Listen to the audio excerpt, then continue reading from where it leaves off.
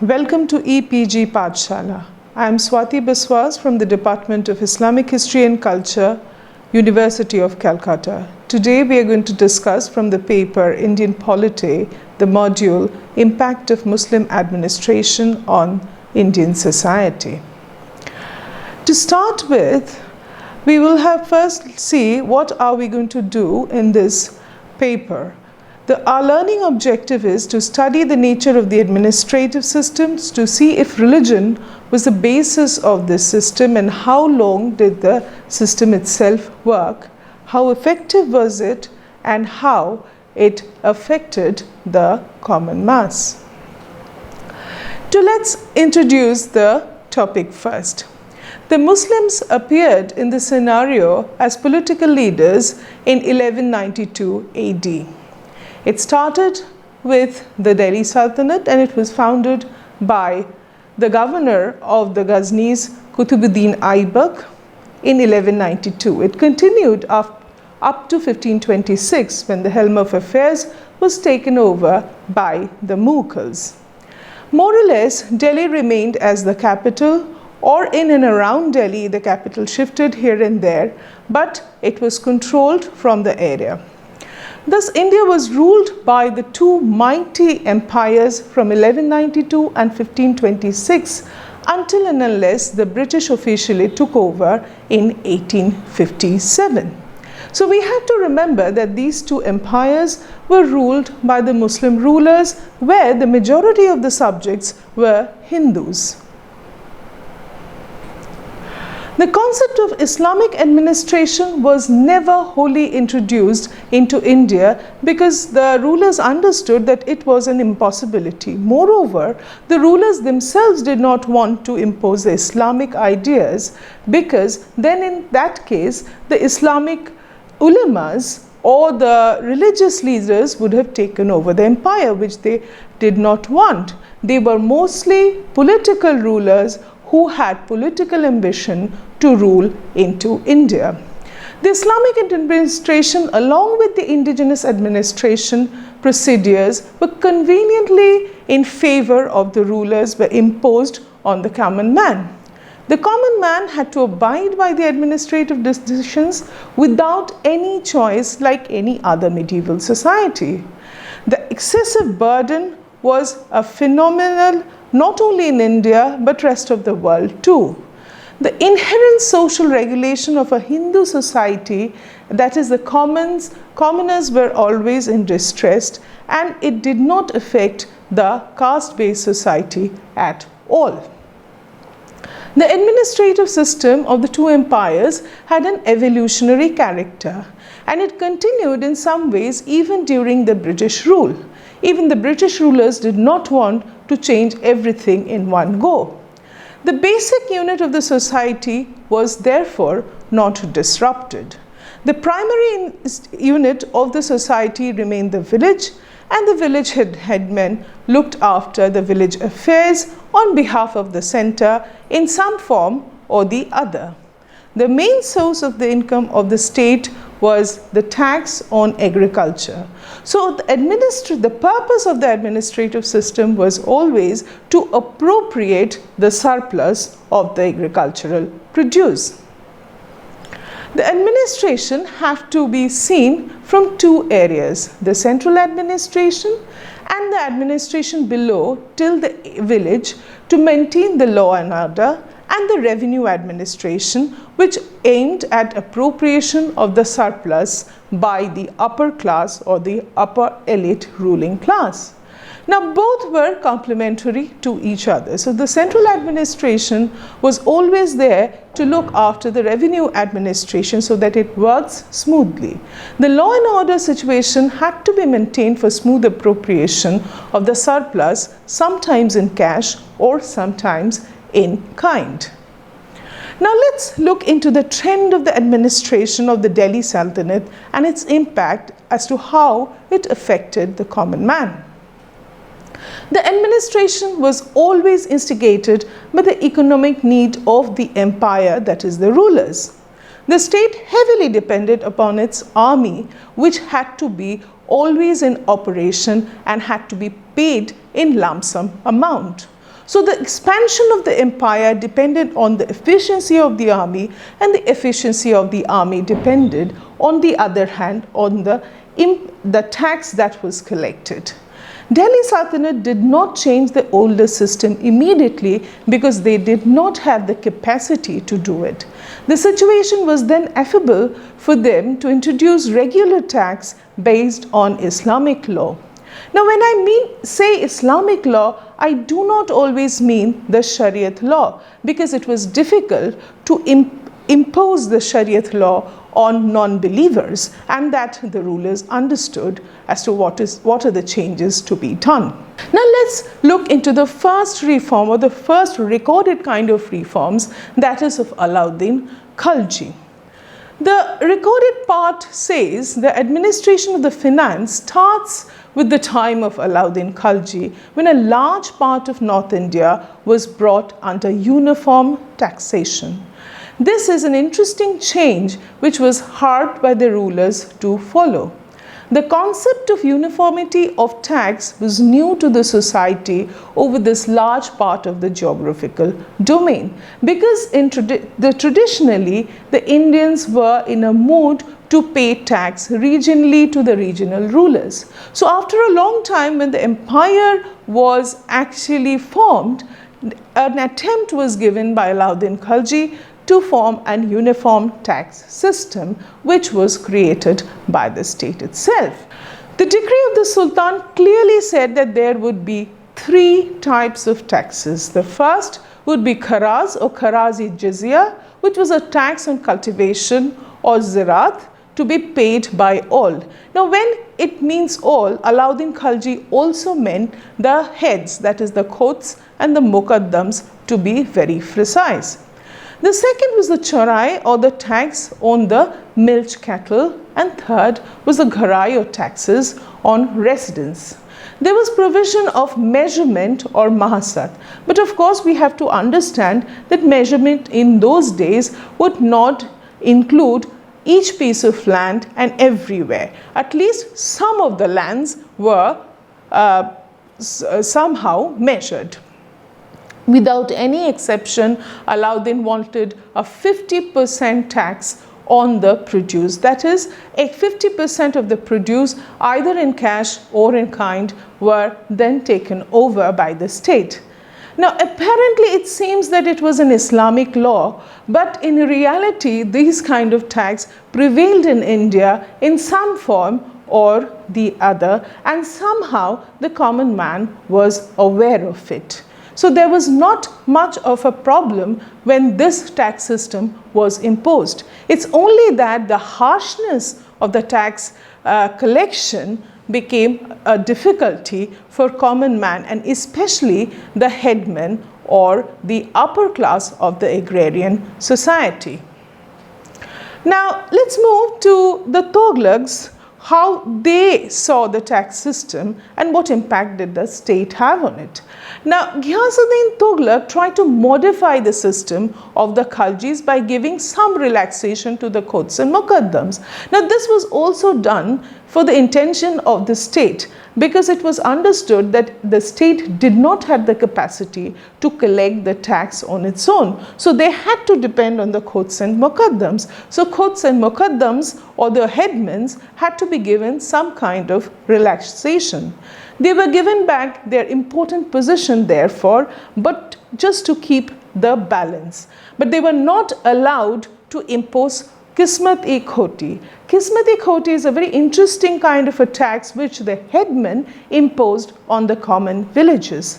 The new administration had the scope to monitor the subordinate ruling class, therefore. So this is an interesting change that was brought about by the Delhi Sultanate. That is, the society or the villages, headmen or the rulers were controlled by the center if the center had the capacity and the will to do it. Now, this is a possible change that was brought about by these Muslim rulers. This was definitely a long time change. Now, let's move to another very interesting character, Muhammad bin Tughlaq. Now, it is said that Muhammad bin Tughlaq wanted to had a lot of visionary ideas. So did he have in the case of tax system, but all his ideas depended on the money of the taxation. Now, Muhammad bin Tughlaq brought a whole area of Gujarat, Malwa, Deccan, that is again as part of South India and Bengal, under uniform tax system that prevailed in the Doab region. He hiked the tax to a great extent, and the uniformity of the tax system was a blow to the existing norms and the peasantry. Now, added to this, at this same time, the crops failed in many parts and a famine took place. Now, that dislocated agriculture to a large extent, and that shook the economy of the country. The Sultan, as an immediate relief, extended loans called Sondhar, or this is the kind of loan that later came to be called as the Kavi. Now, this is a loan that was given, it's a pre-harvest loan that was given to buy seeds or cultivations and dig wells. Now, Muhammad bin Tughlaq, in the first Indian ruler to have used this device to promote cultivation on a large scale. He remained in Delhi till 1346 to 1347 and conceived grand plans to improve the cultivation. He formed the agricultural department called Diwan-i-Amiri Kohi, where he employed 100 shikdars or officials who were appointed to look after the department and the plans that were laid by the department. It was an innovative idea of the ruler. Well, then he happens to be a Muslim, and it was accepted by his Hindu subjects. Muhammad bin Tughlaq ensured that revenue would only rise if the agricultural land expanded and upgraded crops are sown instead of inferior ones. It also led to the idea that the revenue earned should also be invested to get back a higher revenue in future.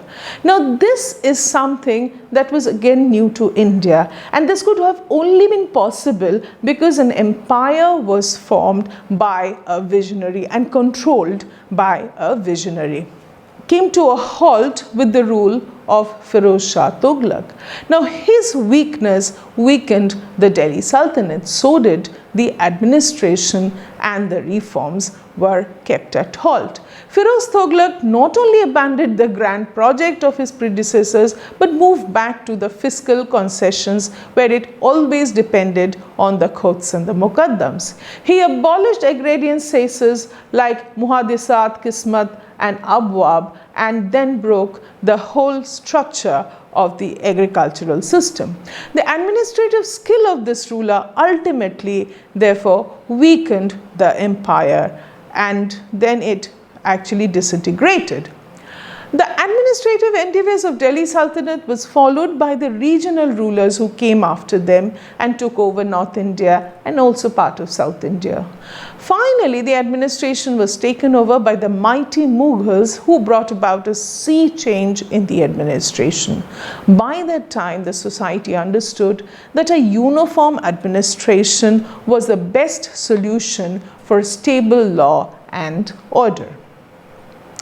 Now, the administration of Delhi Sultanate also brought about a significant change in the control of the currency system and its standardization.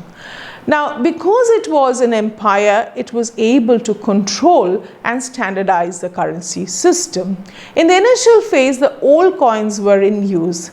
The task of minting coins was given to Hindu sonar caste, or as they were efficient to do that traditionally. The system had the capacity to control the individuals before regular mints were established. The helm of affairs then moved to the Mughals in the first quarter of the 16th century. Now, let us look at how the Mughals impacted the society.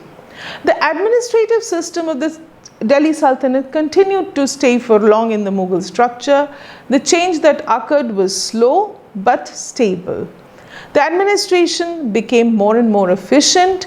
This in turn brought the society within a structure of administration from the top. So it was a core periphery kind of a relation, but the control somehow increased more and more.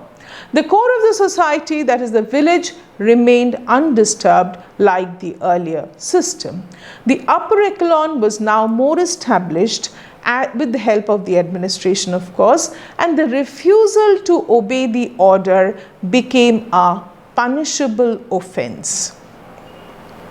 Now let's move to the trend of administration of the Mughals. Babur brought the heritage of the Timurid belief of divine right of the ruler to India, and Humayun also followed the suit. In their both brief career, they were unable to lay down any intricate administrative system. The Mughal concept of state was therefore typically a secular polyreligious state based on composite ruling class. Now that was based on equal justice and divine ruler believing in liberal absolutism. The society not even for once was described as Dar-ul-Islam, or the abode of Islam, because that never was their identity, neither they wished to form an Darul-Islam. The concept of Darul Sulh, on the other hand, or an abode of tolerance, was the established norm. The conquests were not there for aggrandizement, but a greater plan to establish a polity large enough to be an exceptional empire based on tolerance and justice. This was the basis of the administrative changes made by the Muslim rulers and accepted by the majority non-Muslim subjects. The royalty, as per Abul Fazl, was the divine gift and manifested in the form of a light of Faz-e-Izidi. Now this is a Sasanian kind of an ideology which was well used by the Mughals. So according to this philosophy, the royals cannot be challenged or refuted. And allegiance and complete loyalty is the duty of all the subjects and the subordinates. The Akbar added certain Muslim and Hindu ideologies based on hierarchy for his own convenience. This was reflected in the administration from top to bottom, and it suited the caste-based society in all perfection. Now let's move to Akbar's role, his immediate role in the administrative reform. In the Timurid tradition, the wazir was the head of the military and the revenue system. Now this was not only traditional for the Timurids, most of the Asian ruling community believed in this system of wazir or the prime ministership. This was more or less an accepted norm.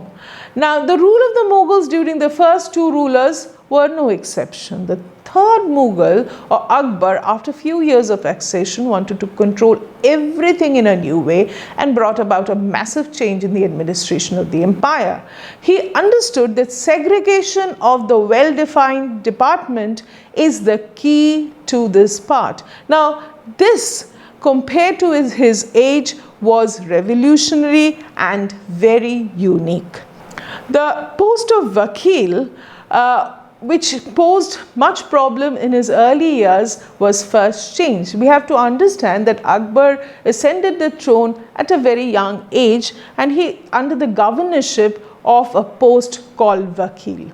And therefore the Vakil could become very important, and he could even manipulate the emperor and become important. So what he did was he curtailed the power of the Vakil, and then it became a very nominal power, and after that he reshuffled the department and abolished the post of Vakil totally. He first harped on the revenue system, or the revenue department for that matter, because that is the key to the source of income of the empire. The department was headed by Diwan, or the Wazir, and he looked after the income as well as the expenditure of the whole empire.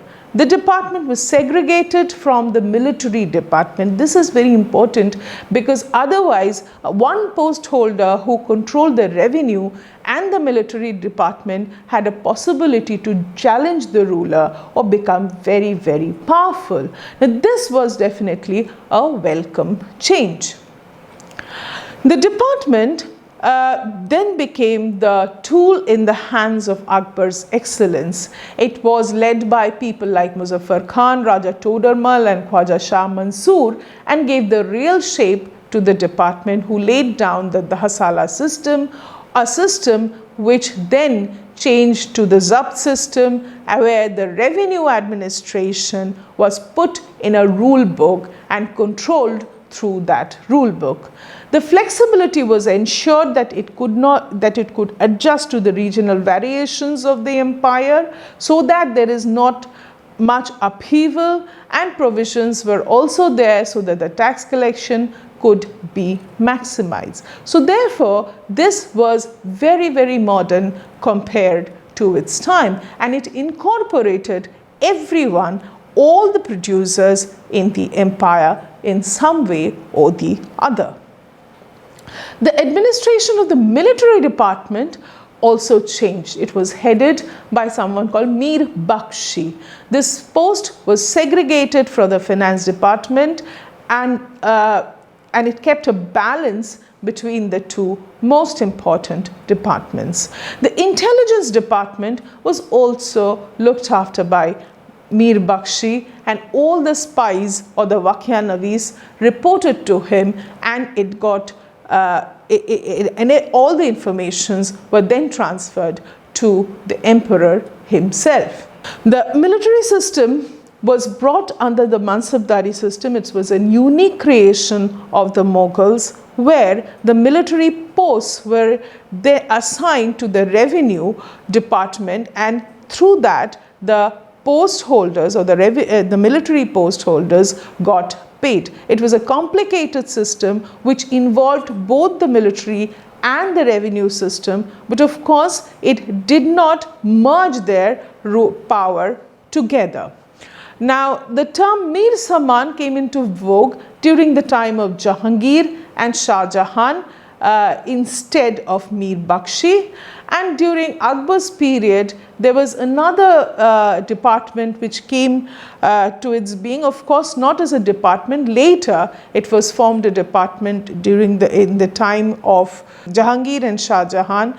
It was called the Diwani Bayutat, which looked after the karkhanas or the produce of the empire. The factories and the stores under the center were called karkhanas, and it provided work for many, many more craftsmen from the whole of the empire.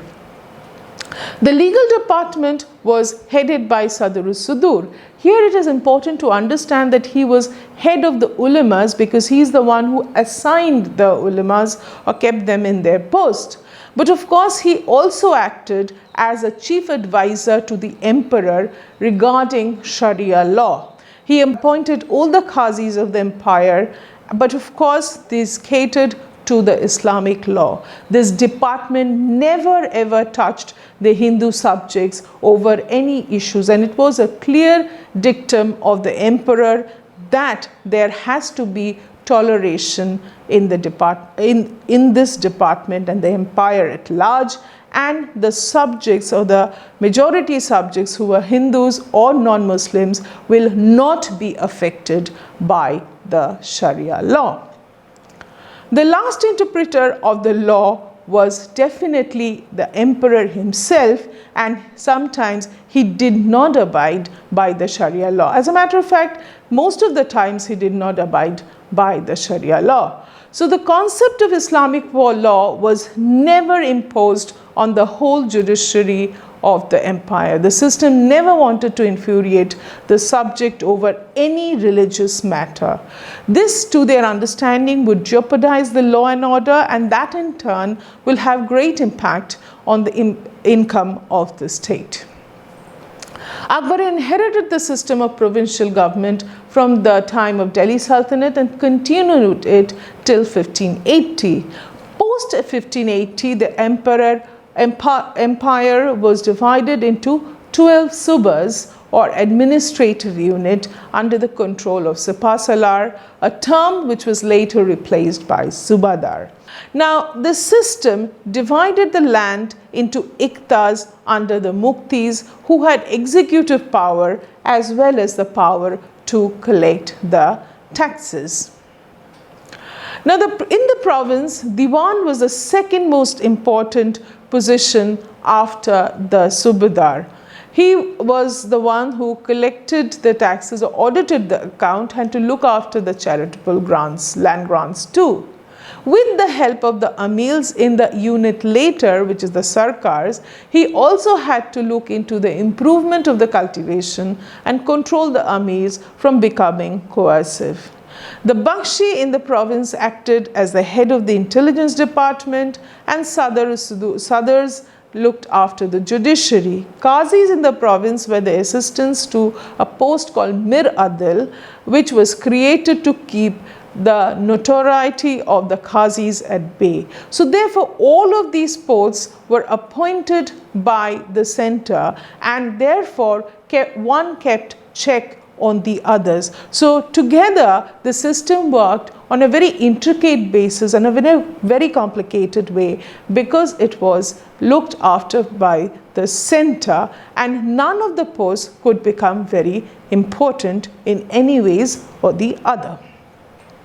The Kotwal looked after the civil order of the cities in the provinces. So there was now a segregation between rural administration and the urban administration. He also controlled things like the gambling and the prostitution houses. The weights and measures were looked after them in the market. So there is a check on law and order of the market, again by the Kotwal. The governor thus headed the officials mentioned above, and therefore it was worked like a cohesive team. The provinces was an intermediary between the center and the units below them. The basic change was that the common man with time understood the structure, and that they lived within a mighty empire was soon realized. This brought a change in the society, as people then knew where to move for betterment. This, to some extent, even affected the social mobility of the caste-based society. Artisans and craftsmen from the villages moved to the towns and cities for better prospect. Now let's move into the lower units apart from the provinces. The unit of Sarkar within the province was controlled by a person called Faujdar. He controlled the general administration, but of course he was not a military person. The Qazi was responsible for the general justice of the Muslims when a party in dispute was a Muslim.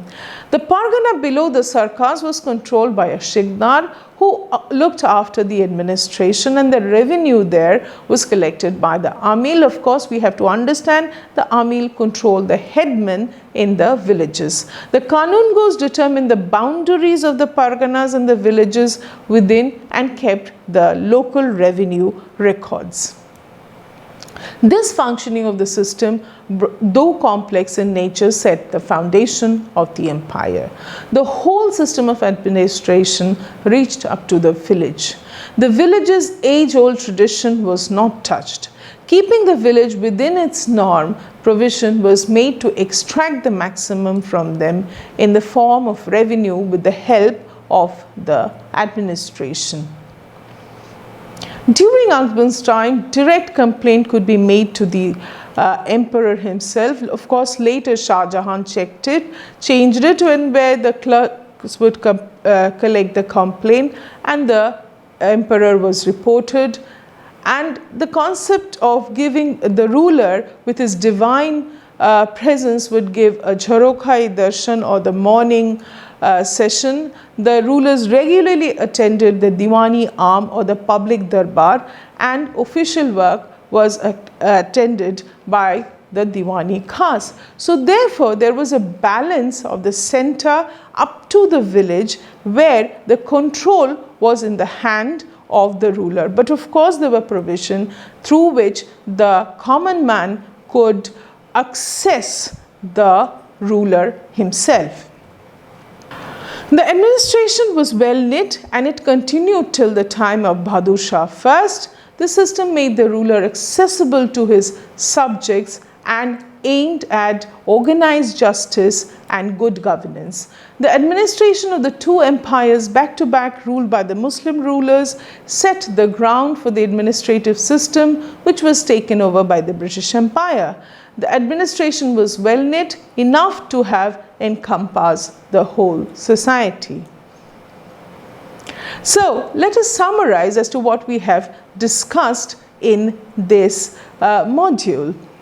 The system became organized but complicated. It was an evolutionary in nature, effective and efficient when the center was strong.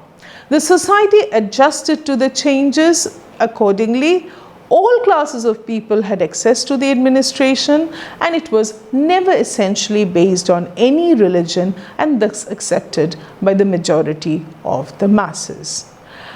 Thank you for your patient listening, and you can refer to the e-text of this module if you want.